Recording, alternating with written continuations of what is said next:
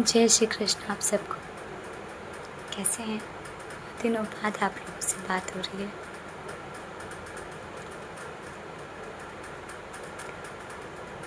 सोची थी बहुत सारी बातें करूँगी।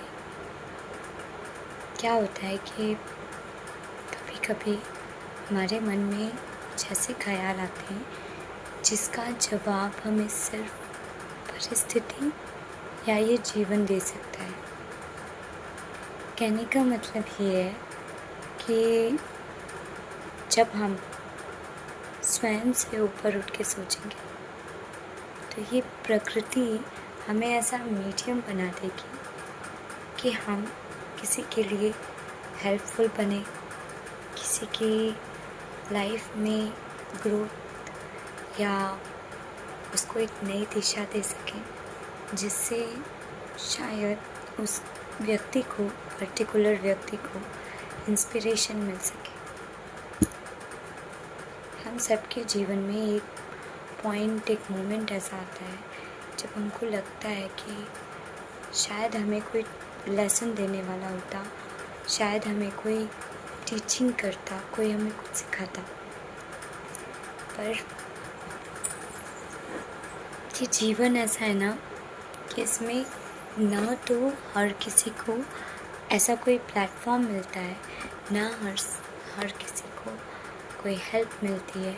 हम सिर्फ अपने में ही और अपनी परिस्थितियों में जूझते रह जाते हैं। इस इंतज़ार में बैठे रह जाते हैं कि कोई आएगा और हमको रास्ता दिखाएगा। पर क्या ये संभव है?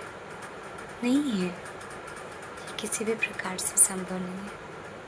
हमें लगता है कि हमने सारी प्रॉब्लम हमारे ही साथ क्यों हो रही है, पर ये ज़रूरी नहीं कि उसी वक्त आपको मदद मिले।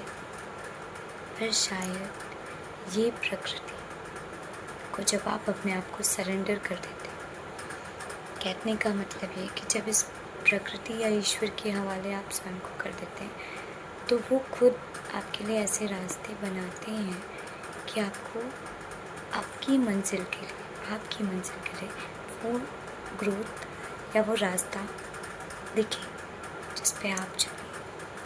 आपको खुद नहीं चलना, आपको ईश्वर ही चलाएंगे।